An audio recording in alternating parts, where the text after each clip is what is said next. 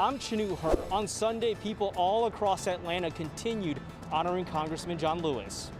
Along the John Lewis Freedom Parkway, a group held a candlelight vigil to remember him. And downtown, in front of his mural, the memorials there continued to grow.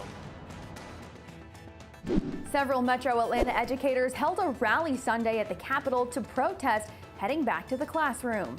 As districts across Georgia begin to unveil their back-to-school plans, educators are reacting. According to a study by the Kaiser Family Foundation, 1 in 4 teachers is at a greater risk of serious illness if infected with COVID-19. A main concern among these teachers, even though children only make up 7% of COVID cases, they could still be carriers, potentially infecting teachers or family members in high-risk categories that require hospital care.